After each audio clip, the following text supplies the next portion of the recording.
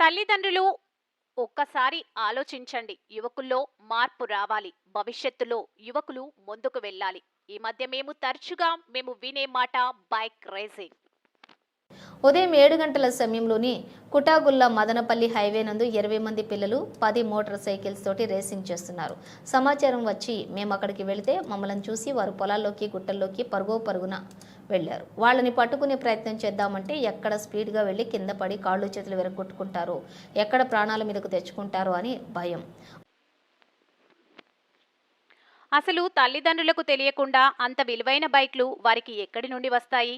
ఆ బైక్ను రేసింగ్కు అనుగుణంగా మార్చిన తర్వాత వారి ఇంటి వద్ద వాటిని ఉంచినప్పుడు తల్లిదండ్రులు గమనించారా? వారికి అంత డబ్బులిచ్చేది ఎవరు? డబ్బులు లేకుండా అంత విలువైన బైక్స్ వారికి ఎలా వస్తాయి? వారి అలవాట్లు ఏమిటి?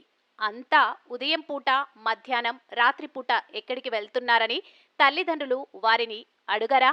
ఒకవేళ పోలీసులకు సమాచారం వచ్చి వారిని పట్టుకొని కౌన్సిలింగ్ ఇచ్చే నిమిత్తం పోలీస్ స్టేషన్కు తీసుకువచ్చారని తెలియగానే తెలిసిన వారితో పోలీసులకు ఫోన్ చేయించేది తల్లిదండ్రులు కాదా?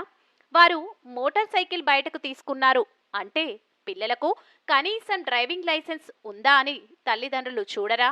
వారి సంగతి సరే, వారి వలన ఇతరులు ప్రమాదానికి గురైతే వారికి జవాబుదారీ ఎవరు? పిల్లలా? తల్లిదండ్రులా? పోని పిల్లలకు ఏమైనా అయితే నష్టం ఎవరికి?